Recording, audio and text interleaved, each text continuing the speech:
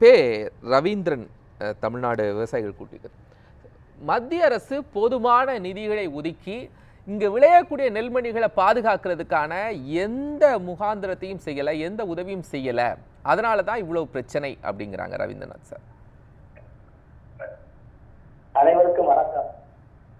நெல் கொள்முதல் செய்வது என்பது முழுக்க முழுக்க மத்திய அரசுடைய நிதி ஆதாரத்தை தான் மாநில அரசு ஒரு முகவராக செயல்படுகிறது.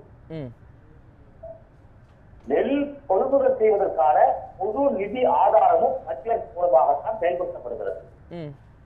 ஒவ்வொரு ஆண்டும் 1/10 முதல் 10வது மாதம் 1ஆம் தேதி முதல் ஆகஸ்ட் மாதம் 31ஆம் தேதி வரை நெல் கொள்முதல் பருவமாக செயல்படுத்தப்பட்டது. கடந்த ஆண்டு முதல் செப்டம்பர் மாதம் 1ஆம் தேதி முதல் ஆகஸ்ட் மாதம் 31ஆம் தேதி வரை கொள்முதல் பருவமாக செயல்படுத்தப்பட்டிருக்கிறது. கடந்த ஒரு 5 ஆண்டுகள்ல எவ்வளவு கொள்முதல் செய்திருக்கோங்கிறத நம்ம பார்த்தோம்னா புள்ளி விவரத்தை பதிவு பண்ணிடுவோம். 2018-19 19,10,665 பில்லியன் மெட்ரிக் டன் கொள்முதல் பண்ணியிருக்கோம். 19-20 32,40,990 மெட்ரிக் டன் கொள்முதல் பண்ணியிருக்கோம். 20-21 44,90,222 மெட்ரிக் டன் கொள்முதல் பண்ணியிருக்கோம். 21-22 47,616 மெட்ரிக் டன் கொள்முதல். இந்த ஆண்டு எவ்வளவு சார்? 22-23 39,92,252 இருந்தது. செப்டம்பர் மாத முடிவு, அதாவது ஆகஸ்ட் மாத முடிவுல 42 லட்சமா வந்தது. இப்போ நாம கிட்டத்தட்ட ஒரு இலக்கு இறக்கிருக்கோம். சார் ஒரே நிமிஷம், இந்த ஆண்டு எவ்வளவு சார்? ப்ளீஸ் சார், இதுவரை வந்தீங்க, இந்த ஆண்டுக்கும் சேர்த்து சொல்லிருங்க. 42 லட்சம் மெட்ரிக் டன் கொள்முதல் செய்து விட்டார்களான்னு சொல்லிருங்க. அதுதான் சம்பா ஆண்டுக்கு நம்ம குறுவை சம்பா முடிச்சு குறுவைக்கு வந்திருக்கோம். இப்ப பிரச்சனை என்னன்னா நெல் கொள்முதல்ல குறுவையில எந்த சிக்கல இருக்கிறதா? குறுவை பருவம் 2024 கடந்த ஆண்டு சாகுபடி பரப்பளவு 3,87,733 ஏக்கர். 2025 நடப்பாண்டுல 6,08,954 ஏக்கர். ஆக கடந்த ஆண்டோடு இந்த ஆண்டு ஒப்பிடுகிற போது 2,21,221 ஏக்கர் சாகுபடி பரப்பளவு அதிகரித்திருக்கிறது. ஆக அறுவடை முடியும் காலம் பொழுது விவசாயிகள் வேண்டுகோளுக்கு ஏற்ப மாவட்டம் தோறும் எங்கெங்கெல்லாம் நெல் கொள்முதல் எங்க அறுவடையாகவோ அங்கெல்லாம் கொள்முதல் செய்வது வழக்கம். கடந்த ஒரு 5-6 ஆண்டுகாலமாக சென்னை, நீலகிரி மாவட்டங்கள் நீங்களாக அனைத்து மாவட்டங்களில் சாகுபடி செய்யப்படுகிறது. சார் எவ்வளவு கொள்முதல் நிலையங்கள் அதிகரித்திருக்கிறாங்க ரவீந்திரன் சார்? உங்களுக்கு விவசாய நெல்களை எப்படி கொள்முதல் செய்யணும், எவ்வளவு விளைச்சல் நிலங்கள் இருக்கு, அதுக்கேற்ற மாதிரி எத்தனை கொள்முதல் நிலையங்களை அதிகப்படுத்தணும் தெரியும். அந்த ரேஷியோ படி கொள்முதல் நிலையங்களை அதிகப்படுத்தினாங்களா, ஸ்டோரேஜ் அதிகப்படுத்தினாங்களா, அதை சொல்லுங்க. கொள்முதல் நிலையங்கள் 1825 மாநிலம் முழுவதும் குறுவை சாகுபடி பரப்பதற்கான கொள்முதல் திறக்கப்பட்டது. நீங்க சொன்ன ரேஷியோ ரவீந்திரன் சார், உங்களுக்கு ஒரு விஷயம் புரிஞ்சிருக்கும். இதுக்கு முன்னாடி எவ்வளவு விளைநிலங்கள்ல பயிரிடப்பட்டிருக்கோ அதுக்கு கொள்முதல் நிலையங்கள் இருந்திருக்கும். இந்த ஆண்டு அதிகமாகி இருக்கிறது. அதற்கு இணையான ரேஷியோல அதிகப்படுத்தினார்களான்னு கேட்கிறேன். அதுதான் சொல்ல வரேன். ரேஷியோங்கிறது அதாவது கொள்முதல் இயக்கம் என்பது கொள்முதல் செய்வதற்கு சங்கிலி தொடர் நடவடிக்கையாக இருக்க வேண்டும். 1825 நிலையங்கள் திறக்கப்பட்டது. பிடித்தம் செய்யப்பட்ட நெல்லை கொண்டு போய் சேர்ப்பதற்கு நிரந்தர கிடங்குகளில் மட்டும்தான் வைக்க வேண்டும் என்று அரசு உத்தரவு பிறப்பித்த காரணத்தினால் அனைத்து நெல் கொள்முதல் நிலையங்களும் தேக்கம் ஏற்பட்டது.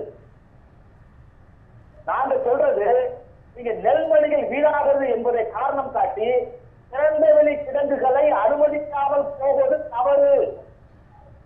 காரணம், ஒரு மாதத்திற்கு நமக்கு பொது விநியோகத்திற்கு 3,30,000 டன் நமக்கு அரிசி தேவை. இந்த அரிசிய 5,70,000 டன் நெல் அரைக்கிறோம்.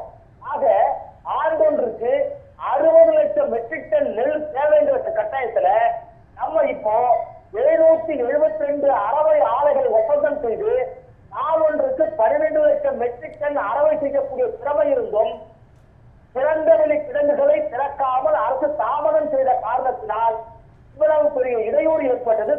தாமதம் ஏற்பட்டது, அங்கங்கே தேக்கம் ஏற்பட்டது. ஏன் தாமதம் செஞ்சாங்க? அதாவது சார், பிடித்தம் செய்த நெல்ல ஒரு நாளைக்கு ஒரு நிலையத்துல 1000 மூட்டைகள் பிடிப்பாங்க. அந்த 1000 மூட்டைகளை பிடிச்சத தைக்கணும், சரிபார்க்கணும், திருப்பி அடுக்கணும். அடுக்கிறத மறுநாள் லாரியில ஏற்றி எங்க அடுக்கணுமோ அங்க அடுக்கணும். இது தொடர் நடவடிக்கை. இந்த நடவடிக்கையில திறந்தவெளி கிழங்குகள் இருக்கிற போது ஒவ்வொரு மாவட்டத்திலும் குறைந்தபட்சம் 500, 400, 300 நேரடி நெல்பொருள் நிலையங்கள் மூலமாக ஒரு நாளைக்கு 1000 மூட்டைகள் என்கிற போது கிட்டத்தட்ட ஒவ்வொரு நிலையத்திலிருந்தும் ஒரு கிழங்குக்கு வருகிற போது 50,000, 1000 மூட்டைகள் வர வேண்டும். ஆனால் திறந்தவெளி கிழங்குகள் இல்லாத காரணத்தினால், அனுமதிக்காத காரணத்தினால், நிரந்தரமான கிழங்குகள் மட்டுமே வைக்க வேண்டும் என்று உத்தரவு பிறப்பித்த காரணத்தினால் நெல் கொள்முதல் நிலையங்களில் இருந்து நெல்லை கொண்டு போவதற்கான வாய்ப்பு இல்லாமல் போனது. ஒரே ஒரு நிமிஷம் ரவீந்திரநாத் சார், இதுக்கு முன்னாடி விவசாயத்திற்கென்று தனி பட்ஜெட் கிடையாது. ஆனா இந்த அரசு பொறுப்பேற்ற பிறகு அதுக்கு அதிகப்படியான முக்கியத்துவம் கொடுத்திருக்கிறோம் அப்படின்னு சொன்ன பிறகும் இன்னும் திறந்தவெளி கிடங்குகள் அந்த பிரச்சனை இருந்துகிட்டே தான் இருக்குதா? அப்போ இன்னும் அதுல துறை ஒதுக்கு தனி பட்ஜெட் இருக்கு, ஆனா அது செயல்பாடுகள் முழுமையா இல்ல அப்படிங்கிறீங்க. நிதி பற்றாக்குறை இருக்கிறது. போதுமான நிதி ஒதுக்கீடு செய்து தேவையான கட்டமைப்பு வசதிகளை இன்னும் உருவாக்கவில்லை. பற்றாக்குறை இருக்கிறது. நிரந்தரமான அரங்குகள், கட்டுமானங்கள், குடோன்கள் இன்னும் பற்றாக்குறை இருக்கிறது. ஆனால் எங்களுடைய வாதம், எங்களுடைய வேண்டுகோள், இந்த பருவகால நெல் கொள்முதல் நிலையத்திற்கு நிரந்தரமான கட்டுமானங்கள் தேவையில்லை. திறந்த கிடங்குகளே போதுமானது. காரணம், பிடித்தம் செய்த நெல்லை 20 நாளில் இருந்து 40 நாட்களாக அரவைக்கு அடுப்பவிட போகிறோம். ஒரே ஒரு நிமிஷம், அது விவசாயிகளுடைய பிரச்சனையில உங்களுக்கு குடோன் தேவையில்லைன்னு நீங்க சொல்றீங்க உங்க தரப்புல. ஆனா அரசு தரப்பு என்ன சொல்லுதுன்னா, மாவட்டம் தோறும் நாங்கள் குடோன் அமைப்போம் அப்படின்னு சொன்னாங்கல்ல. நீங்கள் குடோன் அமைப்பு ஏற்படுகிற தாமதத்தின் காரணமாக திறந்தவெளி கிடங்கு அமைக்க அனுமதி கொடுக்காத காரணத்தால் தான் இன்று லோட்டிலே நெல் கொட்டப்படுகிறது, நெல் பிடித்தம் செய்கிற தாமதம் ஏற்பட்டிருக்கிறது, நெல் நனைந்திருக்கிறது, விவசாயி நட்டப்பட்டிருக்கிறார். சூழலுக்கு ஏற்றவாறு அரசு கொள்கை முடிவை மாற்றி விவசாயிகளுக்கு சாதகமாக செயல்பட்டிருக்க வேண்டுமா வேண்டாமா? இதுக்கு அரசு என்ன உங்களுக்கு சொல்லியிருக்காங்க? இப்போ சொல்லியிருக்காங்க, நாங்க 42 லட்சம் மெட்ரிக் டன்னை கொள்முதல் செய்து சாதனை படைத்திருக்கிறோம் அப்படின்னு அரசு சொல்றாங்க. அதாவது ஐயா, ஒவ்வொரு 10 ஆண்டுகளுக்கு ஒரு முறை பருவ மாற்றங்கள் இருக்கிறது. கடந்த காலம் தென்மேற்கு பருவமழையின் போது தமிழகத்திலே மழை கிடையாது. கடந்த 10 ஆண்டுகள் ஒப்பிடுகிற பொழுது 2015ஆம் ஆண்டோடு ஒப்பிடுகிற பொழுது 2025ஆம் ஆண்டு தென்மேற்கு பருவமழை காலங்களிலே வடகிழக்கு பருவமழை பெய்யக்கூடிய தமிழக கடலோர பகுதியில் மழை பெய்திருக்கிறது. ரவீந்திரன்,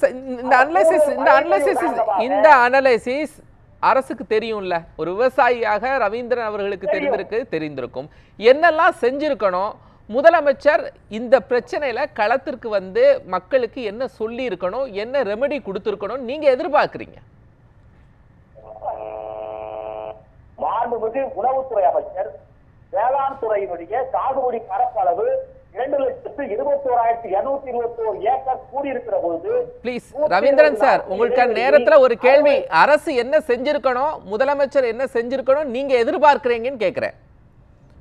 இதுல வேளாண் துறை அமைச்சர் பொறுப்பு இருக்கிறாங்க, உணவுத்துறை அமைச்சர் பொறுப்பு இருக்கிறாங்க, எல்லா டிபார்ட்மெண்ட்டும் இருக்கு. முதலமைச்சர் ஒட்டுமொத்த கூட்டு பொறுப்புல இருக்கக்கூடிய முதலமைச்சர் என்ன செஞ்சிருக்கணும் நீங்க எதிர்பார்க்கிறீங்கன்னு கேட்க. வேளாண் துறை அமைச்சர் உற்பத்தியை உருவாக்கி விட்டார். உற்பத்தி செய்த நெல்லை, உணவுப் பொருளை பாதுகாக்க வேண்டிய கடமை உணவு அமைச்சருக்கு இருக்கிறது. கடந்த காலங்களிலே சாலை மார்க்கமாக கொண்டு போகிற ஏற்றுமதி இறக்குமதி என்பது இல்லாமல் தொடர்வண்டி மூலமாக கொண்டு செய்யப்பட்டது. ட்ரெயின் மூலமா கொண்டு போறோம். அந்த ட்ரெயின் மூலமா கொண்டு போகக்கூடிய நடைமுறை இந்த ஆண்டு இல்ல. ஏன் இல்ல? கிடங்குகள் திறக்கப்பட்டது இந்த ஆண்டு இல்ல. ஏன் இல்ல? நடமாடும் கொள்முதல் நிலையங்கள் இருந்தது இந்த ஆண்டு இல்ல.